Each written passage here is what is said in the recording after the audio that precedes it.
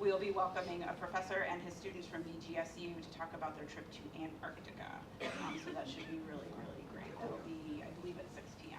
on the 17th. So I'm going to hand it over to Craig Spicer from Wood County Parks to tell you about the program tonight. Thank you, Natalie, and welcome everybody again. I got some repeat faces to our 4th base camp story of this series. We've got this talk tonight, and then we've got 2 more in February. The whole point of base camp stories, I actually failed to mention the last time, but the whole point is to call upon adventurers or outdoor experts or just people that love the outdoors that call Northwest Ohio their home, that call Northwest Ohio their base camp, to come and inspire and tell and share about their experiences and expertise in the outdoor world. So whether they've gone across the country or across the world, they come back to us and tell us their stories around our base camp, which is Northwest Ohio. Big thanks again to Natalie and Wade Library for being a partner with this program series. It's been really great to be down here in a nice warm area, especially when it's frigid cold out and your nose doesn't want to stay attached to your face if you're out there for too long. But today, we've got Ben Waggoner. He is a climbing expert. He is a former climbing gym owner. He's lived across the country. He's climbed some of our tallest peaks, guiding other people out there while he's out there. He has a propensity for elevating people's climbing to new heights, and he does that at Adventus Climbing Gym up in Sylvania.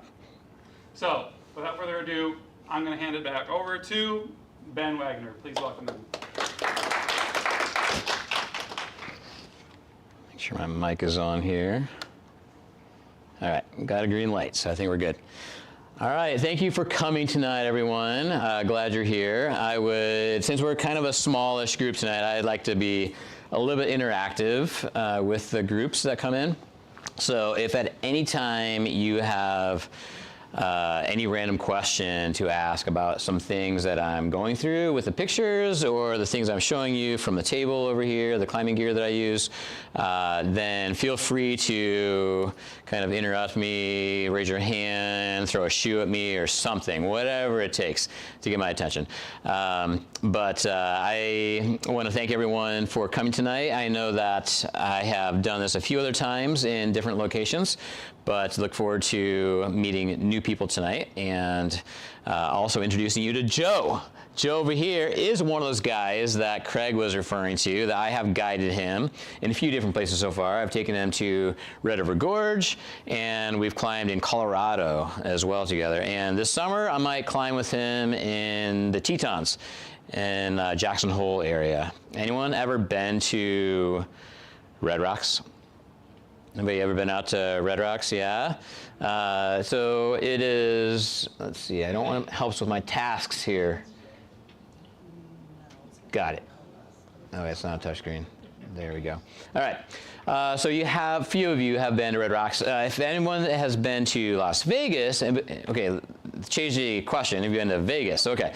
So yeah, more people have been to Vegas, but maybe did or did not know that this amazing world of rock is right next to Las Vegas.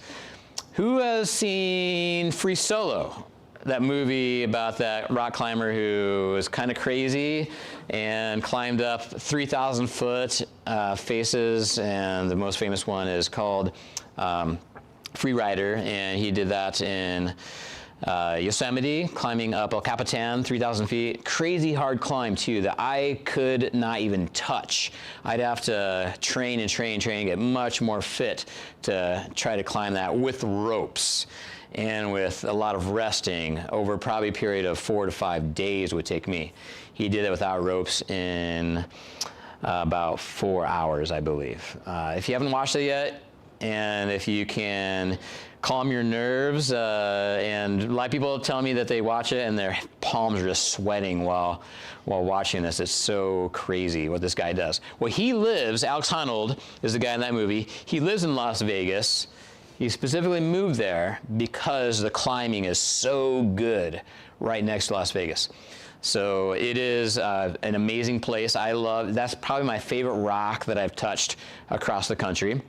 And I've climbed all over California. Used to live in California, Yosemite, and Colorado. Climbed all over Colorado, New Mexico, Arizona, Texas, Wyoming. Now that I've moved here in 2020, I've started to climb in West Virginia and all over Kentucky. Well, specifically one place in Kentucky called Red River Gorge, which is beautiful. It's our local crag in our backyard, being only 5 hours away from Toledo. It's amazing down there, and people do fly in from all over the world to climb in Kentucky at Red River Gorge. So we live in an actual not too bad place for climbing. We do have some local climbing as well. There's a place down the road from here that Craig is familiar with called Sawyer Quarry, and there's some real rock there at this quarry that we can practice climbing up ropes, up boulders, and all kinds of things in our backyard right here in Perrysburg. So it's awesome, a great place to kind of pick it up for the first time, as well as a little advertisement for the gym where I work, Adventus Climbing. I work at this climbing gym here in Toledo area, and it is a great place to get a workout. We try to make it as best as possible for everyone that is physically able to do this, and a lot of people think that they might not be physically able, then they come in and realize, oh, actually, yeah, with the right kind of style of climbing, I can do some things and make my way up the wall. So give climbing a try. That's up plastic, and the safest way to climb is on top rope, where you're attached to a rope that goes up at the top of the wall and down to a belayer like Joe, and Joe can give you a tight catch, and you can climb up, and if you fall, you'll maybe sink down just a few inches. So that's a little bit about myself and what I do. I'm the head of route setting and the climbing teams, all things that are related to the safety and risk management on the climbing side. And I'm very privileged to have that as my job here in Toledo. So this presentation is about specifically one place that I wanted to highlight in this speech, in this talk. I want to talk about the climbing here at Red Rocks. So it kind of goes back to probably 2018 is the first time that I went there. And 2018 was when I discovered how amazing the climbing is at Red Rocks. And the next year I decided I want to try this really cool climb. It's called Epinephrine. And I was getting into a new style of climbing, and I wanted to try this difficult route. And it's called multi-pitching. When you climb up, let's say this mountain here is probably about 700 feet. You hike in about an hour to the base, and you climb up your first pitch. It's about maybe 100 feet, and stop there. And then the leader, if I'm leading, would make an anchor, and then belay and bring up the people that are following me, and they would climb up. And then the second pitch is going up a little bit further, stop there, make an anchor, and belay for the people coming up following me. Joe experienced this for the first time in Colorado. Is that where you did your first one? Yeah, so Joe's getting familiar with that, because when we're in the Tetons next summer, or this summer, we're going to be doing more of that. So this is probably a good 6 to 7 pitches of about 100 feet per pitch as you make your way up this mountain over here. So that's what this style of climbing I wanted to accomplish up Epinephrine was, and I tried it in 2019. You'll see some pictures of this at the end of this presentation with a guy named Jason that I knew from Texas when I lived in Texas. And we tried it in 2019 and didn't finish it. So it became what's called a project. A project is when someone tries to figure out the moves and can't do it right away, and it could be a very short boulder problem, which is only about 12 feet tall, or it could be a giant climb that is 1,600 feet tall. This climb, Epinephrine, is 1,600 feet. It is a long, all-day climb. And I did not get it. I was moving too slow. I was a bad partner for my buddy Jason, because I think he was a stronger climber, I was a weaker climber, and I was slowing him down But to add to that, I'll give an additional excuse. We were slowed down by a party above us that was keeping us from moving up the wall. And because this party up above us had to bail, they had to retreat and decided that they were only about 5 or 6 pitches up. And if this was the climb, they were only about here, even though they needed to finish it way up there. They would have only been about that high. And it was already getting late in the day. And my partner and I were also getting concerned about the time. Like, all right, guys, come on, are you gonna make some moves here? You're kind of slow. They decided that they're gonna bail. They didn't have enough rope to bail all the way because they only had 1 rope. So for them to get off the mountain, and because we were concerned about whether or not we would make it, we decided to go off with them and bail. This is 2019. And we made it up the hardest pitches, the hardest part of this climb, and we had to retreat off of it. We chose to retreat off of it. So I'm going to get into more of that idea of a project in 2019 that planted this seed in me where I'm like, oh my gosh, I have to get back here to finish this climb. So hopefully today you'll see how that worked out. All right, this is just a few pictures of what beauty lies out there in the desert of Las Vegas. Just outside of Las Vegas is such a beautiful, beautiful park called Red Rocks. So among all those rocks, and there are inlets all over the place, and there's like almost a lifetime of climbing to happen that you could be a young person and just climb there your whole life and never run out of climbs and always find new things to project and to work on, okay? I wanted to also start off by explaining what type of climbing this is besides multi-pitch. This is also trad climbing.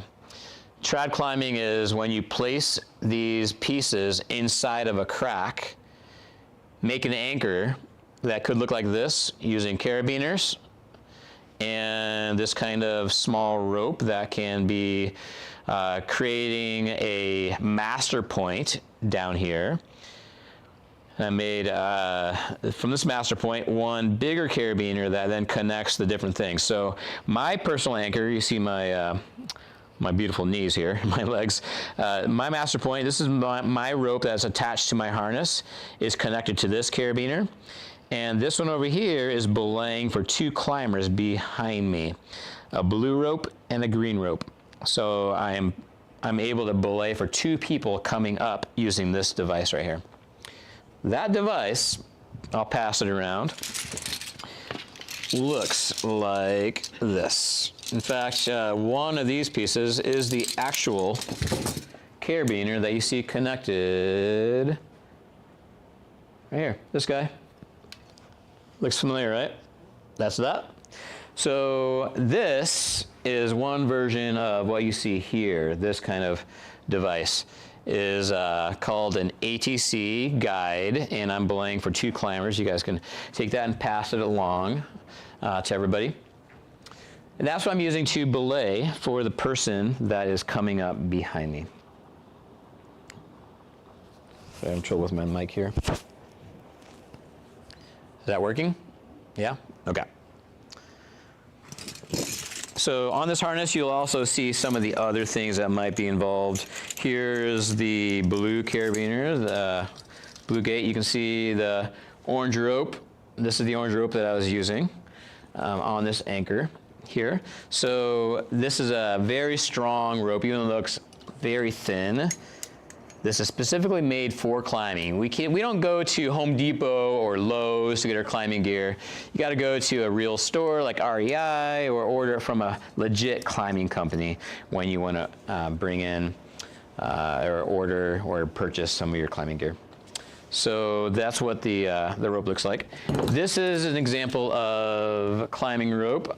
I brought in my very, very short one. This is not the one that I would use on a big multi-pitch climb, because this one is only 30 meters. Typically we want at least a 60-meter rope when we're on a big wall like that, okay? So I'll pass this along. This is a legit climbing rope that can be used for lead climbing. It's just a shorter one that's really perfect for climbing in the gym. Recently, Joe here learned how to lead climb at Adventus. So now he is attaching himself to the rope, climbing up the wall, and clipping into carabiners on his way up the wall at Adventus Climbing, which is 40 feet tall. He clips in, and if he takes a fall partway up, the belayer will use their device to catch him, and he'll fall, sometimes maybe 5 feet only, and sometimes like a much bigger 12 to 15 foot fall. And it could bring up the belayer because it's kind of like a counterbalance. If he falls, that belayer is going to pop up off the ground. So pretty cool stuff. This is what a climbing rope looks like. You can just take a look at that and pass it along. Again, do not consider purchasing those from Home Depot or Lowe's.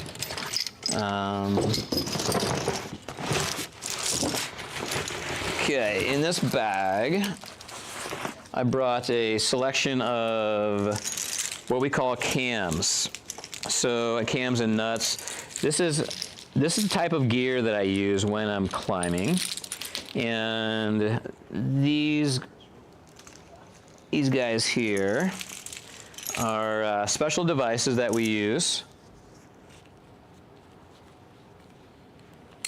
They're called spring-loaded camming devices, SLCDs. They can be squeezed when you put your thumb down here and your fingers on the trigger at the top. Kind of squeeze it like this, and then you can put it in between a crack. Let's say if we had a crack between two chairs, we put it right there, and then the two chairs would theoretically be the rock. But you can see how, yeah, there we go. And it would push against the two walls. Solid rock is going to be much better than two chairs that are super lightweight. Solid rock will actually catch, if it's loaded properly, it will catch you if you fall, because these will push against the two walls. Okay? So while I'm climbing up these walls, I'll put in the different size cams depending on the size of the crack, which is why when I'm climbing up, I do have to carry almost this entire rack on my harness. It's going to be on my left side and right side. I'll pass this whole thing around. You can take a look at how heavy it is. Sometimes we have very, very small cams that we use, like this guy. And these are rated to different levels. Let's see what this one's rated to. This one could sustain 8 kilonewtons of force. 8 kilonewtons. You guys know what kilonewtons are? Maybe not if you're not a scientist or an engineer. Kilonewton is an active force when applied in, like, when things are moving in an active force. So essentially, different than just static weight. We wouldn't say this is the same as 220 pounds.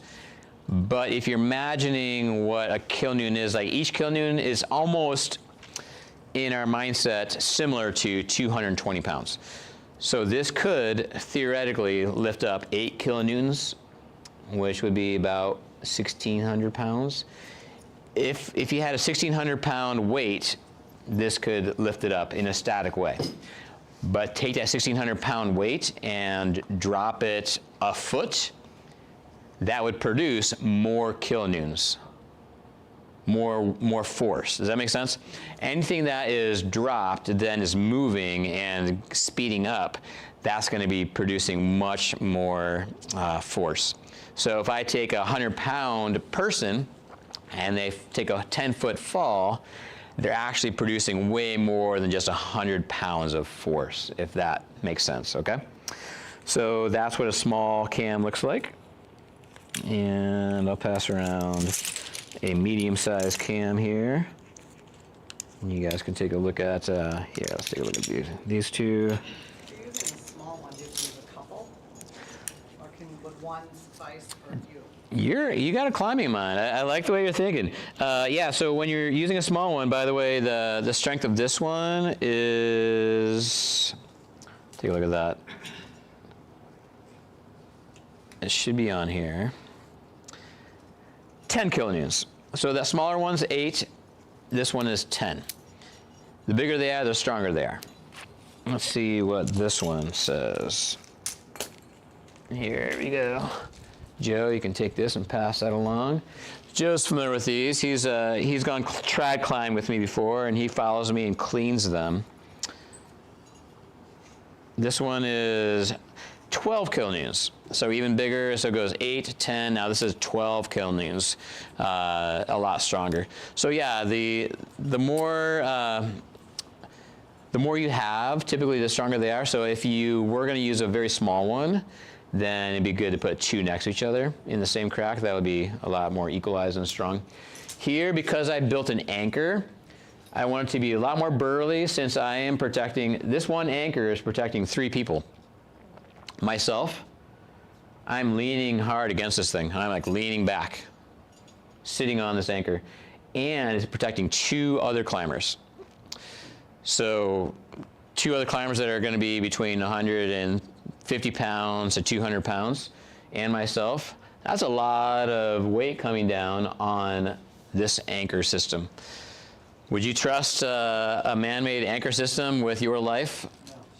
No? Okay. Well, it does take a little bit of like science and knowledge to understand how to trust the rocks, how to make an anchor out of like what part of the rock. I'm using this one crack, but this rock was very solid in here, very strong. So 1 cam might be enough for all that weight, but 3 is even better, especially when it's equalized. Okay, so that's what an anchor looks like using camming devices. Oh, the other thing I want to show you.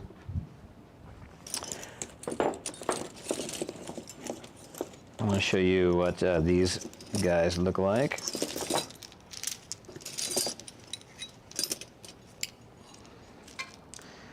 So these are called, this is passive protection, passive devices. And these are just different sizes of chalk stones that we call nuts, and they fit in between the cracks. They kind of wedge in there, yeah. So you need like a constriction where you can wedge it between two walls of a rock, and if you find just the right bite where it's covering a lot of the metal on both sides, these are very, very strong. A great way to protect a climber and protect yourself using an anchor. Sometimes you pull it so tight that it can be hard to retrieve, and that's when we use a nut tool. Have you ever used one of these? Yeah. So you can actually take this tool, and sometimes you have to push it in order to retrieve these, because the following climber is supposed to clean up all that gear on their way up. Okay, so that's what passive gear looks like when you go trad climbing. Any questions about this style of climbing? All right, next slide. Okay, so I want to talk about not the climb at first. I'm going to talk about this trip that I just went on this last spring. Actually, it was last winter in February.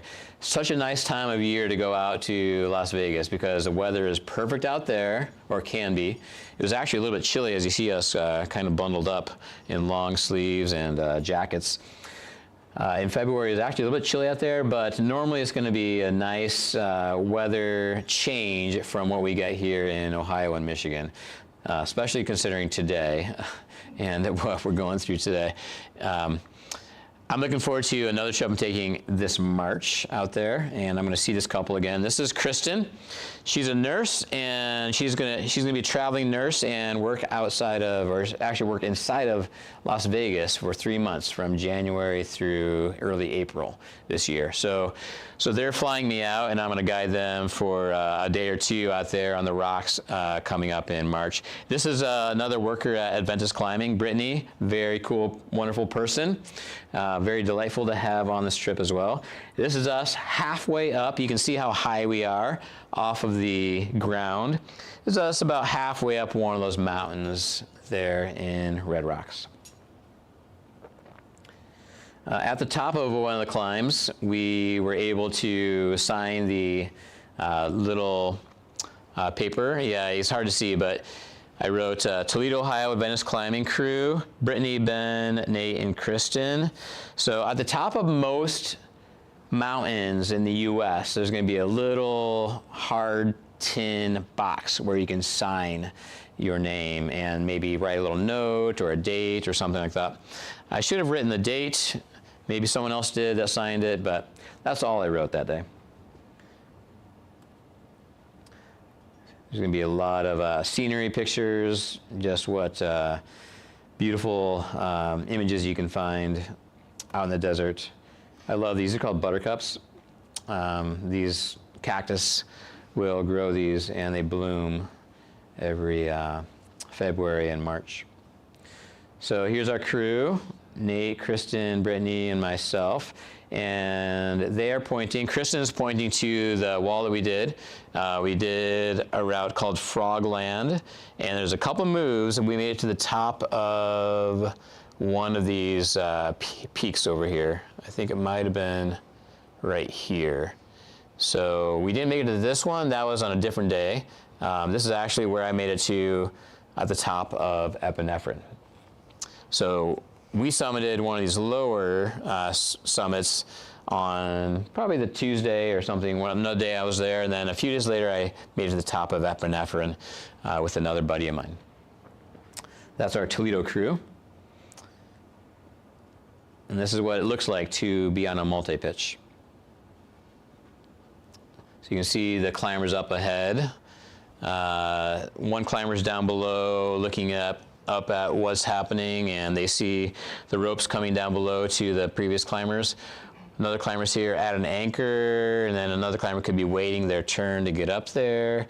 There's all kinds of things that could take place. You can see the color of the rocks, which is what gives the park its name. Beautiful red rock. Sometimes it gets very dark and has a nice patina on the outside that's shiny and almost black, as if it got burned in the oven.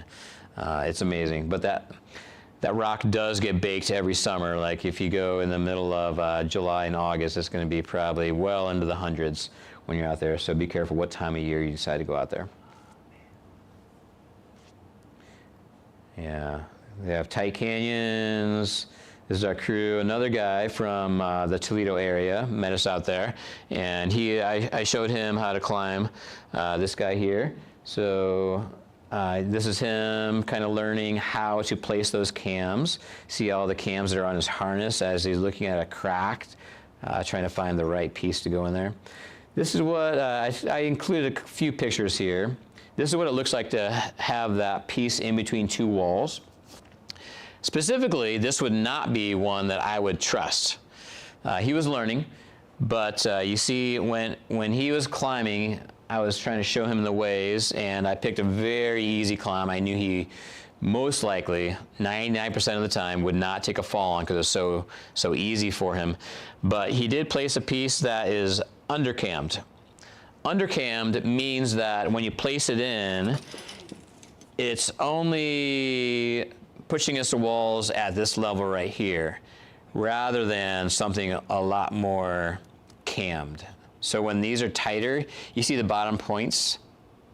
When those bottom points come together like this, it's actually gonna be a lot better connection to the walls. This would be undercammed. All the way squeezed would be overcammed, like this.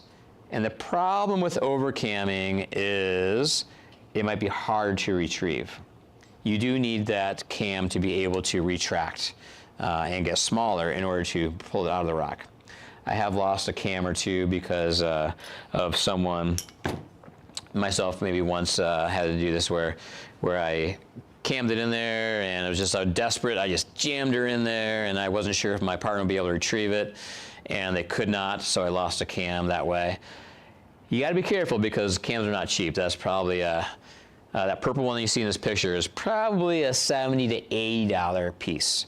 So that whole rack of cams over there, it's kind of like buying a new bike. It's gonna be quite a bit of money.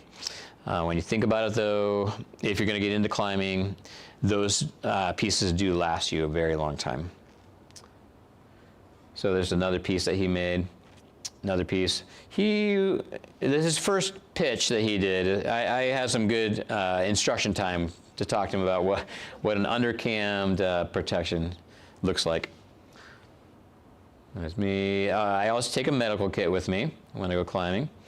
And then we get to epinephrine. So I did a few days of climbing with my friends from Toledo, and then I want to show you some of the climbing on this project that I had.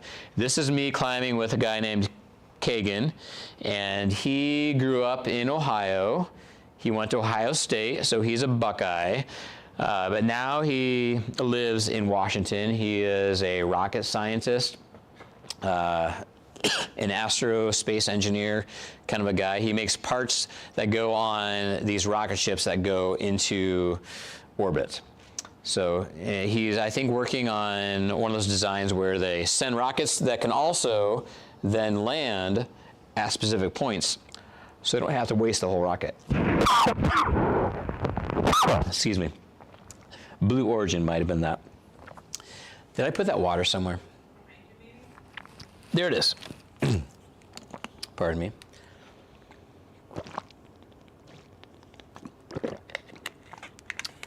All right.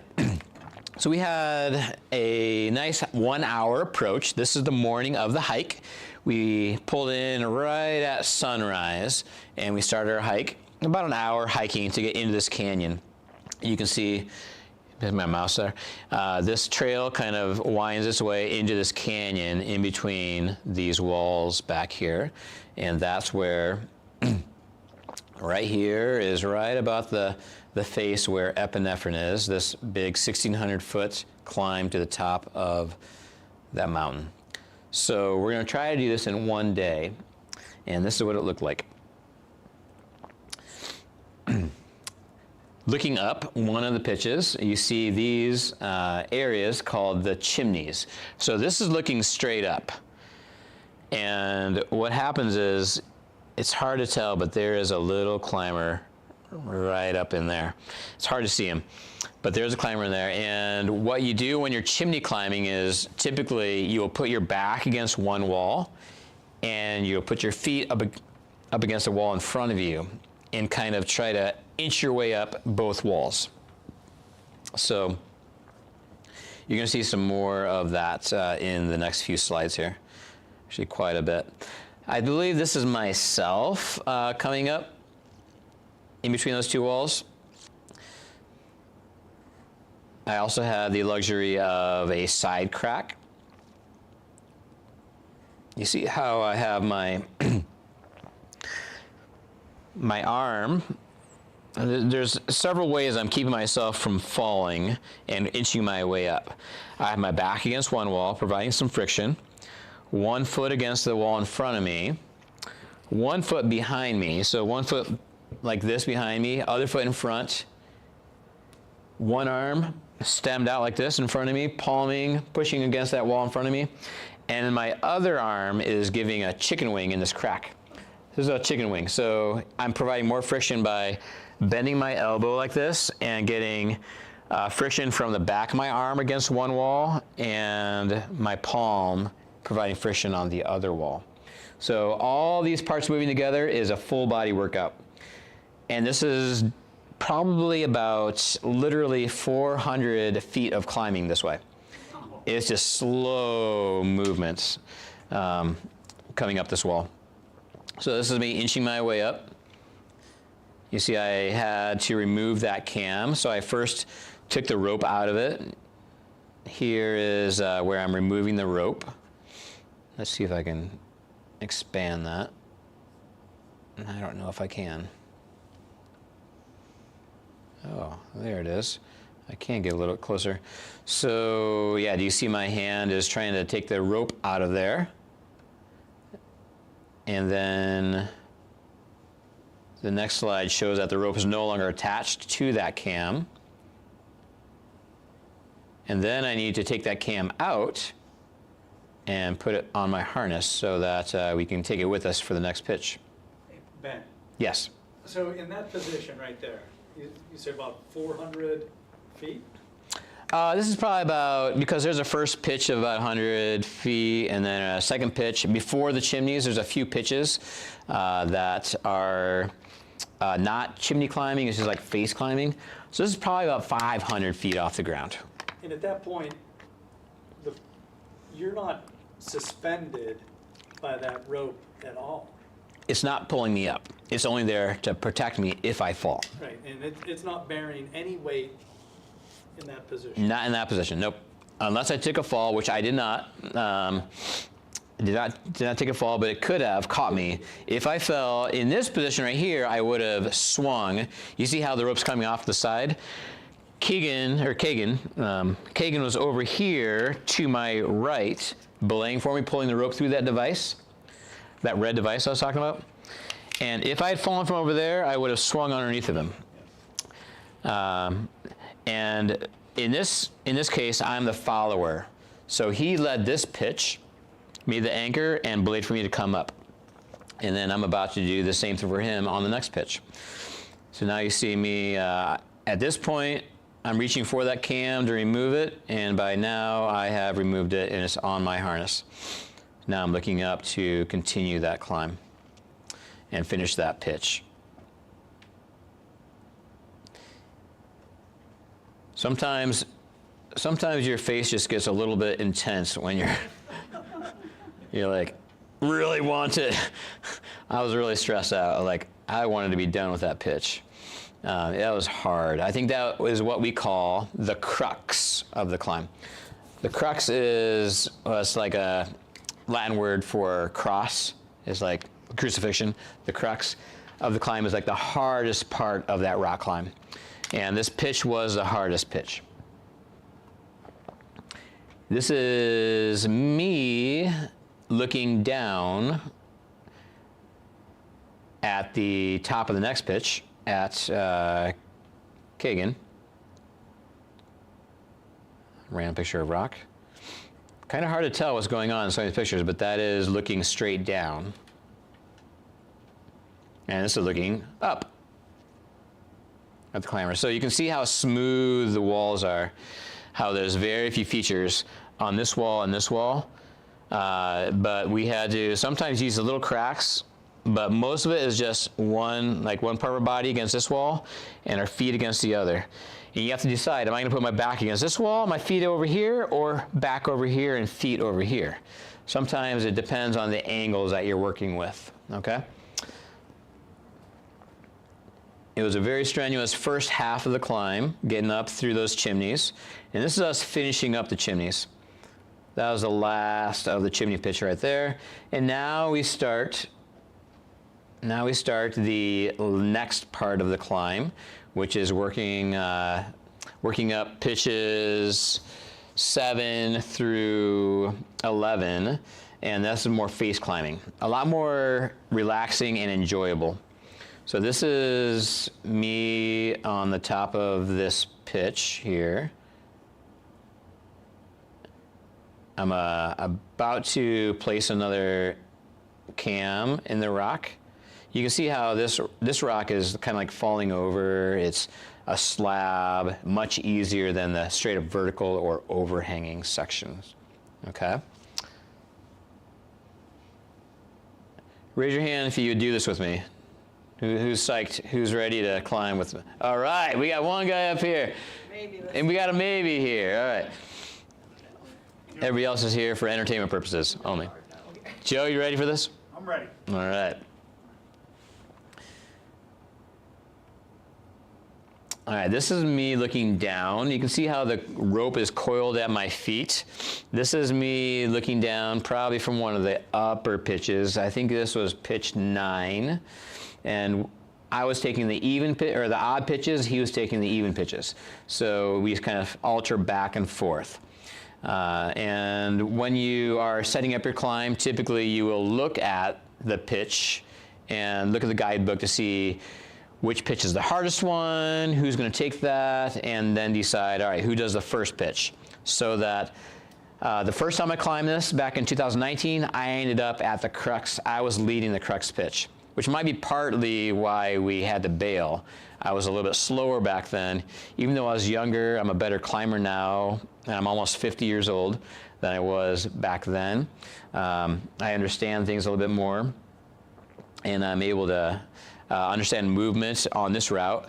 The cool thing about a project is that once you try it for the first time it's very hard to know the best way to climb it. And then you get that experience, and the next time you're like, okay, I want to do this differently. I know what I need to do differently this time. And you're going to be more familiar with the movement, more familiar with the rock, know differently how to start the route at a different time of day, what to expect. That's the advantages of projecting, whether it's a little boulder problem in the climbing gym. Joe, do you project boulders in the gym sometimes? Yeah, do you got a route right now you're thinking of you want to finish? I do. Yeah? What color is it? Blue. All right. He's got a blue route he's projecting in the climbing gym at Adventus. That's a cool thing. Like, sometimes we go home and all we can think about is, oh, I should have tried this. Why didn't I try to palm press down there and try to match my foot with that hand? I was trying the other thing. I never tried that thing. Oh, I can't wait to get back there and try that next Thursday when I get a chance to go back to Adventus. Sometimes that's all it takes, is trying a different move that you never thought of before. It could be coming from watching somebody else climb it, whether that's at the climbing gym. You can sit there at the bench and watch someone else climb this route that you're working on, a project, and realize, oh, duh, that's what I need to do. Or, in my case, you could go home from a trip in 2019, all the way home from Las Vegas, and wonder, when am I going to get there next? And then a few months later, you're thinking about that trip you took, and you're like, oh man, I didn't finish that. Will I ever get a chance to go back there? And you start daydreaming about it. You know what? I wonder if YouTube has some videos about it. And you do a search on YouTube and find the YouTube videos, and like, oh yeah, there they are. Oh, that's what I didn't do. There's like a whole easier way to climb that section that I was having difficulty with. And you can watch videos, you can learn from various people, talking with different groups. There's ways to kind of improve without actually being there, climbing it. So I had to skip, I guess 6 years. First tried in 2019, and then went back in 2025. And this time, by the time I got above those chimneys, I knew, like, it's game over. We're doing it. By the way, on this second trip, I already showed you one picture looking up at previous climbers. On this trip, we again had the issue of slower climbers on the face ahead of us. We were being held up by 2 climbers that were on the route. And I was wondering, oh no, I hope this is not going to happen again. This is not going to send me, I got to finish this. We're going to pass them. What are we going to do here? I don't care. We have headlamps. We're going to climb in the night. We're not turning back. Kagan and I were determined to finish this. The great thing was they could sense that, and Kagan was he is a stronger climber than I am. He is half my age. And I taught him how to climb back in El Paso, Texas. Now he's this dude that has this really nice job and travels all over the world. He climbs in Norway, climbs in Europe. He's climbed the Matterhorn in Switzerland. In the wintertime, he skis and snowboards down mountains. Just a great fitness outdoorsman. And he was definitely a little bit faster than I was on this climb. And these 2 people in front of us, they sensed that we were kind of on their heels, and they were keeping us slowed down. And it was getting later in the day already. It was like 11:30 or so, and they decided, you know what? We got to fly out tonight at like 9 p.m. We're going to be pushing it if we continue this climb. So they bailed. They decided to rappel down, and fortunately they knew what they're doing. They had the ropes, so they were able to get off the mountain, and then we were the only 2 on that route the rest of that day. That's something else to consider when you're going to try an all-day climb like this. You got to consider, how busy is this? This is probably one of the most famous routes in all of Red Rocks. So I knew that there would be someone else on this route. We were very fortunate that we were only one of 2 parties, and then they bailed, so we passed them up, and we were able to finish that. route that day. So this is me looking down. You see the rope that's at my feet? What we do is we collect the rope, and it's really nice when we have a big ledge like this. You can just pull the rope up, keep the climber tight, and just throw the rope down by your feet. It's called stacking the rope. And as that rope gets stacked down by your feet, the great thing is you switch places, and Kagan is going to lead the next pitch above me. So then as he climbs, his side of the rope is on the top, my side is on the bottom. So he'll start climbing, and the rope's already ready to go for him to climb.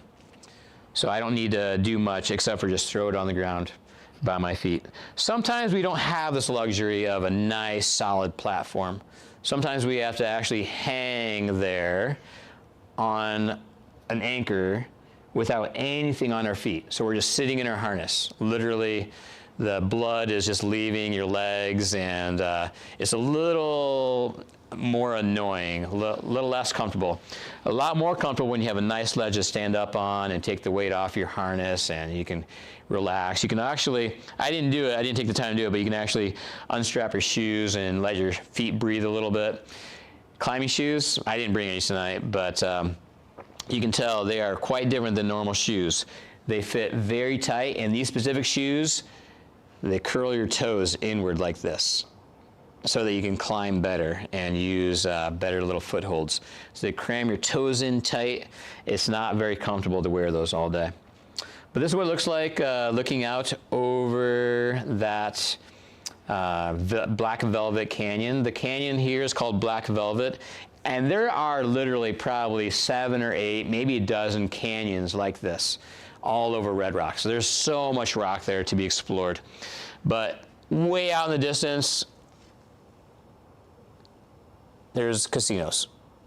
That's the strip, way back there. You can see these tall buildings. That one might be, I don't know, that diamond or the pyramid-shaped one. So they are in this picture. I made sure that you could get a view of Las Vegas in that photo. Another picture looking down at Kagan as he's coming up. There we are on the top of that pitch. I took it upon myself to actually have a seat, and Kagan met me up there. This is about the time when we pull food out of our backpacks, grab a bite to eat, and maybe take a look at the guidebook again. All right, what's the next pitch going to do? Is it going to go to the right, to the left? Where's the next anchor going to be? And kind of get reoriented. What time is it? How much time do we have to finish? All those things. We wanted to finish in the daylight. This is looking up at Kagan at the next pitch. Here's another one of those anchors. You have to be creative with those anchors sometimes. You have to know how to make an anchor with the type of gear that you have to work with. You might not know what size crack you're going to find at that next pitch. I love this one. This is, I think, the last technical pitch that we climbed. This is literally looking down at 1,100 feet, straight down at that canyon down there. This is one of my favorite photos of Kagan coming up. And then we start, after doing those first 11 pitches, that's about 1,100 feet. Then we have this nice ramp, and it was a lot easier climbing. It's like 5.5, and the rest of the climb was 5.9, a hard 5.9. So the rating system is called the Yosemite Decimal System. And Joe, because he climbs in the gym, he's familiar with, somewhat familiar with it. We use a different system in our gym, but there's, and you climbed outdoors, you've climbed some, what's your hardest one outdoors so far? 5.8. He's climbed on a 5.8 outside. When we say 5.8, we're talking about 5.8. I don't think we have any markers here, but we, oh, they're there. So a 5.8 would look like that. This is the Yosemite Decimal System, and this is called the class over here. So the class 4, class 3, class 2, class 1 is created in the Yosemite probably back in the, gosh, I wish I knew the dates, but probably the 20s or 30s, a long time ago. Class 1 was just like hiking at the bottom of Yosemite. Anybody been to Yosemite? Oh yeah, you guys are adventurers, travelers. I love Yosemite. I mean, it's so amazing. But class 1 is like hiking along maybe the dirt trail in Yosemite. Sometimes you might have to put a hand down to navigate a rock field or something. Class 2 is when you definitely should start putting your hand down to stabilize yourself, and it's going to be pretty steep. Class 3 is when you are definitely getting on the hinge of rock climbing with some exposure, but not enough exposure to require ropes and harnesses, okay? Class 4 is when you should probably start considering ropes and harnesses, because a high consequence of death would take place if you do slip off to the side. But extremely basic, easy climbing, okay? But there's gonna be a lot of exposure. Definitely gonna be like, class 4 is climbing with your hands and feet. Now you get into class 5. Class 5 is literally rock climbing, where you absolutely have to use ropes unless you're Alex Honnold free soloing, or if you're bouldering on a smaller wall. But typically when you're climbing up a steeper wall, and you're definitely gonna roll off, probably to your death if it has any height to it. That's a class 5. Now class 5 wasn't good enough, so they had to come up with a different variance of this class 5. So 5.1 is like climbing up a nice slab, easy stuff.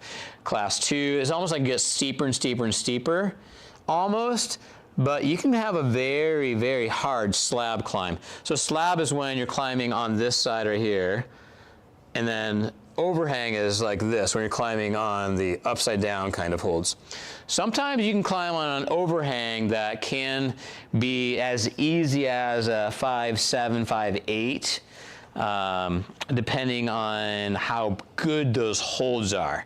If they're what we call jugs, jugs are what you can put your hands around and really easily climb up, almost like climbing up a ladder.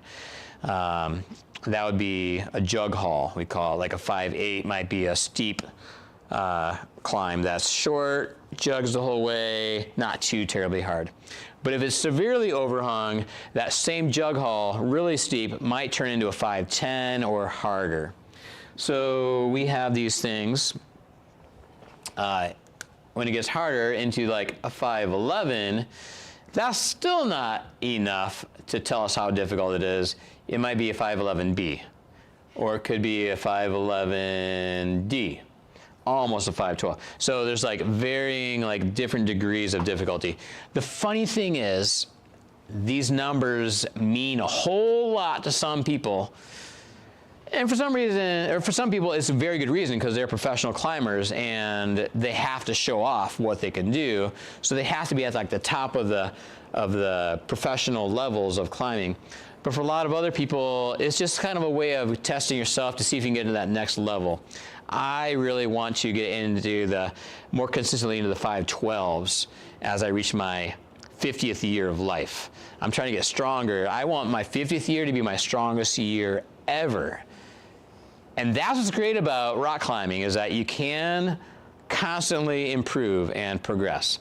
We have a 76-year-old woman who learned how to rock climb just 2 years ago, became a member at the gym, and she climbed with Joe and I this morning at Adventus, and her name is Beth, 76 years old, and she's rock climbing, she's doing it.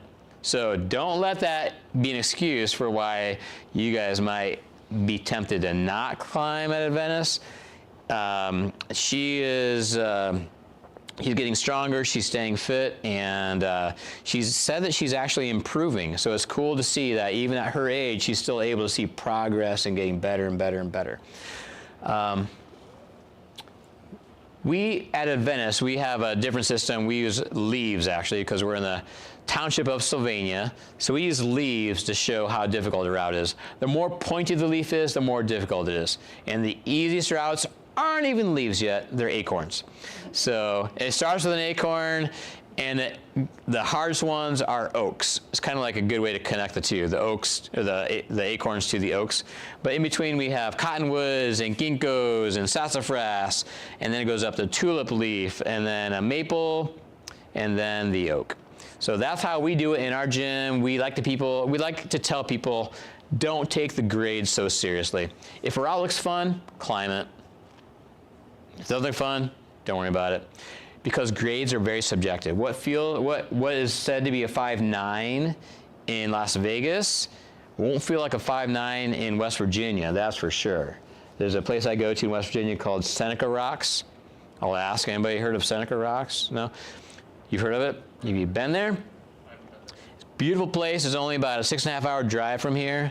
Gorgeous climbing, or gorgeous rock formation. You can hike to the top of one of these. There's like 2 rock humps, and it's close by. It's driving distance. You can spend the night across the street, have a wonderful time hiking in the different areas. Actually, the highest point in West Virginia is not too far from there either. You can get up there pretty easily.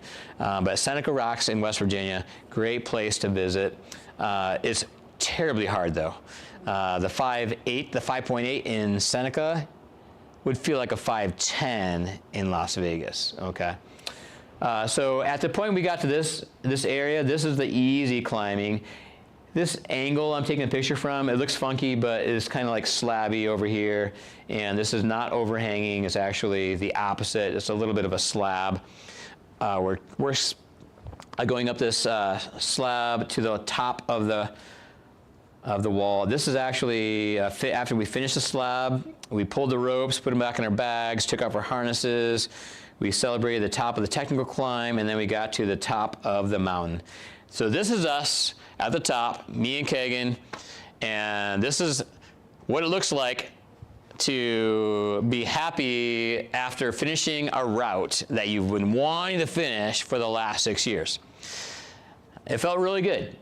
That same feeling, maybe on a different level, can take place even indoor climbing. So when you try to project something and you try this move over and over and over, indoors is a little bit different because we set the routes. I'm one of the route setters. Well, I'll create one of the routes in the gym.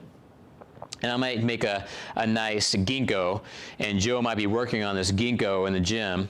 And he's like, man, that one move, it just gets steep over there. I just haven't gotten there yet. And I know I need to finish it before next month because it's going to come down pretty soon. In the climbing gym, we take routes down. So you don't have this 6-year luxury of finishing something.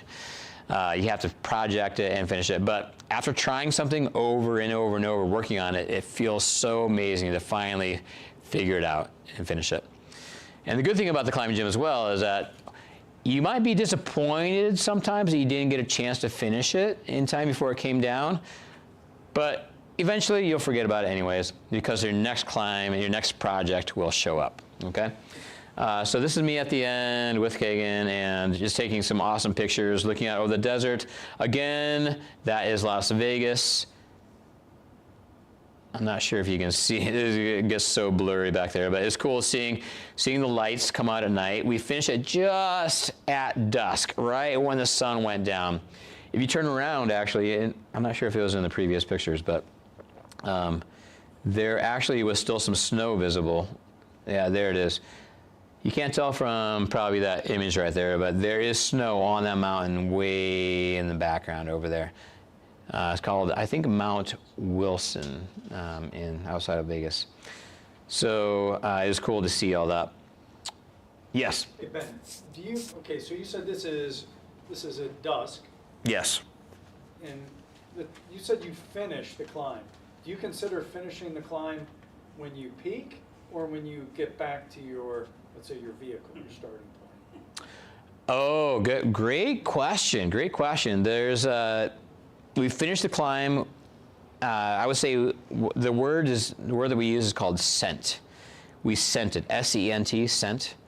We sent that climb because we both climbed it and neither of us took a fall, so we sent it. If you kind of had to take falls and were resting on the way up and didn't quite get it clean, getting it clean means you never took a fall or rested on the rope. Then you would say, yeah, I finished the climb, I got it. I got to the top. I did that climb, which is great, but you didn't have like a clean send. If you get to the top we got to the top of the technical climb and we could have rappelled. It would have taken probably just as long to rappel off those 11 pitches. It would have taken a long time to rappel back down. And we would still say that we sent epinephrine because we did the technical 11 pitches. But there's another 5 pitches of that ramp where it's kind of easy climbing. And that's the true ascent. The true climb is to finish it all the way up. And then from there, of course, there's the summit, which is a scramble like you saw when we took off our harnesses and just scrambled up to that summit. I think that's the summit called Black Velvet. Yeah, the Black Velvet summit. And then we had a descent. So that's when we put, at the summit, you can tell it's getting darker, all the lights of Las Vegas showing up. We put our headlamps on, and we had to scramble our way down and find the trail in the dark. About the same route that you came up? No, hiked off. Okay. So this is a hike off. So have you, Okay, so you're done climbing. Yeah, we're done climbing, everything's in our backpacks. We have our headlamps on, we ate our food, took some pictures, and we are hiking off. kind of like a leisurely, everything's in your backpack. I would not say leisurely, yeah. It's But based on what you've already done for the day. compared to that. Comparatively speaking. Yeah. It's a leisurely hike back out in the evening. Yeah. Back to the vehicle. Yeah. With headlamps. And there's a few spots where some people might be a little bit nervous about, oh my gosh, this trail is kind of sketchy. What do I do here? And have to kind of scramble around big giant blocks in a steep way and like down climb and things like that. It's the down climb on this particular hike has, because you can read about it online, how many people have gotten lost on the way down. And literally will end up back in the car at like 5 in the morning because they took a wrong turn and had to go back up and find the better way down. But there are apps on your phone you can find where the GPS on your phone can help you to get the exact location of where you need to turn and go down. Okay. Encounter any unexpected wildlife while you're climbing? Sometimes, yeah. Snakes or spiders or? Spiders. Living out west for so many years, I maybe encountered a tarantula or two on a hike in, but never put my hand in a hold just to see like a tarantula come and crawl down my finger, which you can imagine that would not be the best case scenario, especially if you were happening to be free soloing without a rope. Yeah, I wouldn't want that to happen. But one time I did have, on a climb, I believe, an owl fly out of a big hole in the rock that was just above me. I was getting closer and closer to it because it could probably hear me. And it probably maybe had a nest in there. I'm not sure what it was doing, but all of a sudden I hear this loud noise, like a whoosh, kind of wing flapping on top of me. And there was an owl that just flew out on top of me. It was pretty cool. That's scary. Yeah. We had that, the bee incident in Red River Gorge too. That is a common thing. The bees, I've encountered bees before where they have, I've had to bail off a climb and move my party to a different area because too many bees were on a wall. And that happened to us in Red River Gorge. A few bees, were nearby. Happened to Pollock. Oh, did she get stung? He did, yeah. Wait, who is this? Mike, Oh, Mike. yeah. Oh, that's right. Mike got stung that one time. I was belaying for him. So he's climbing up the wall. He reaches into a area for a hole, and it's a bee's nest in there. And so he's up on the rock, but he had to remain calm because, you know, he's up there. I'm belaying, taking the slack out, and he's just like, take. When he says take, that means take the slack out and make sure he's tight. And I look up there, and he's just swarmed with bees. But he's calm the whole time because, you know, he has to remain calm. Did he come down or did he finish it? He finished it. Yeah. He's a tough guy. And he is 63 years old. Yeah. Any other questions? Yes. How much does that weigh with all?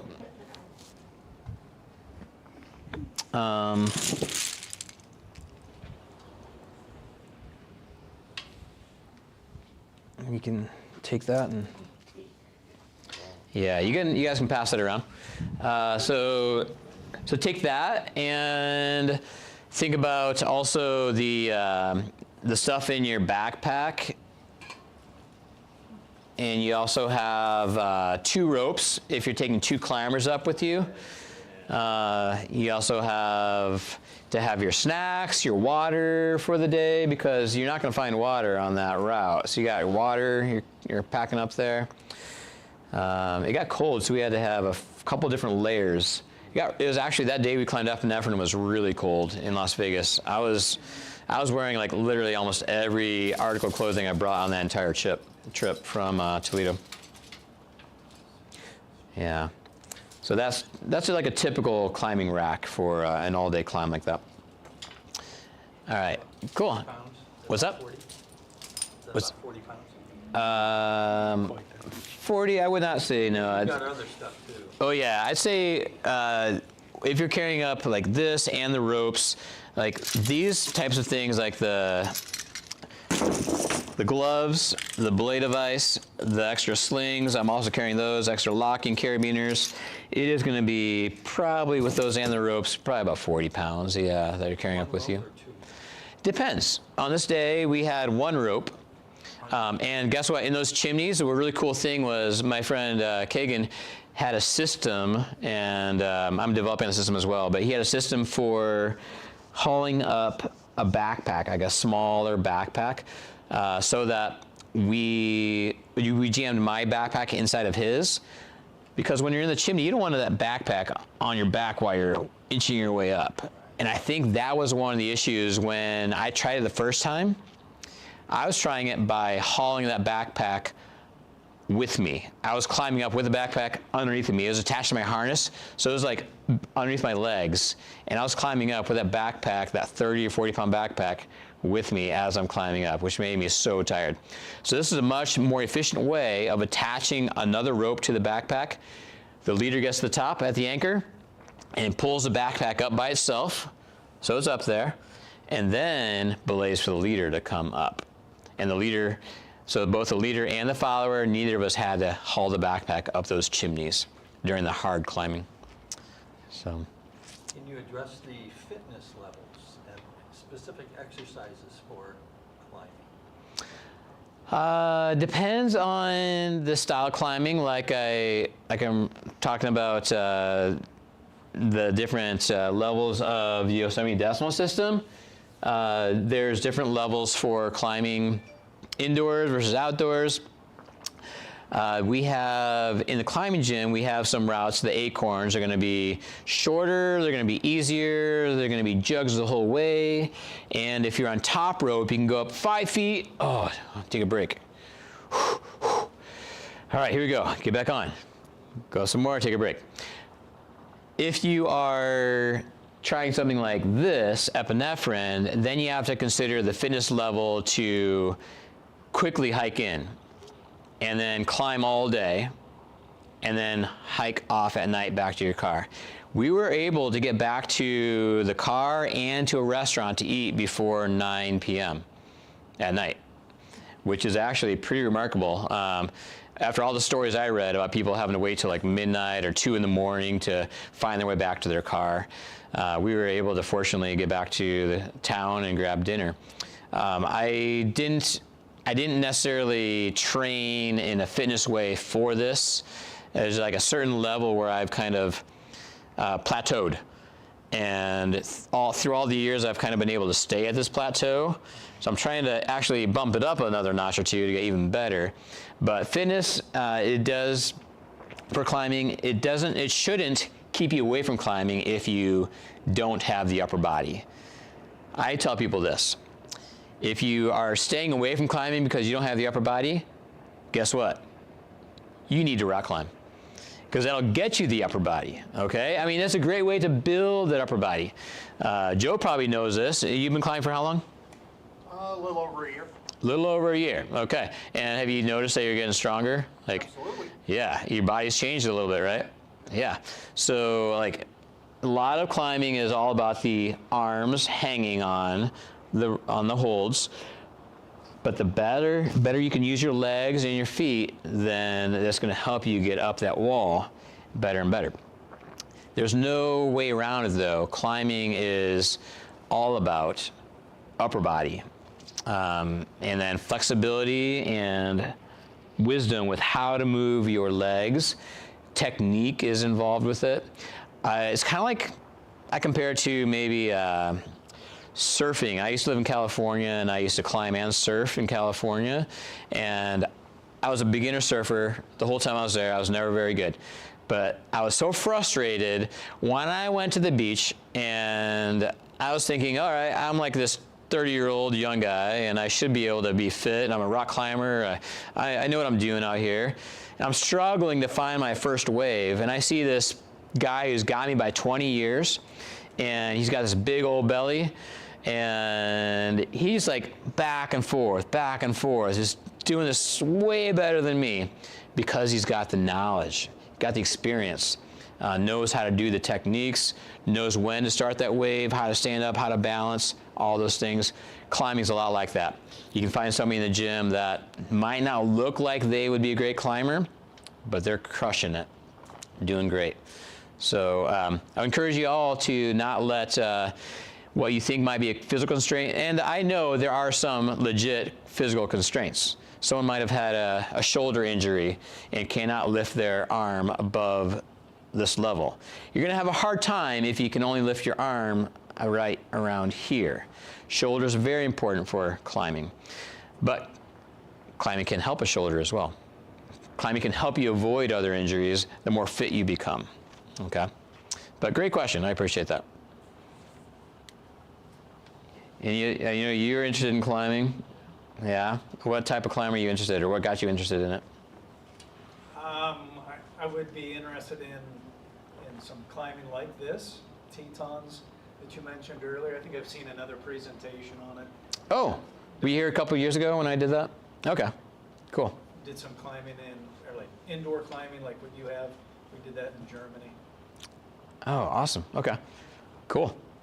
And what intrigued you about tonight's session?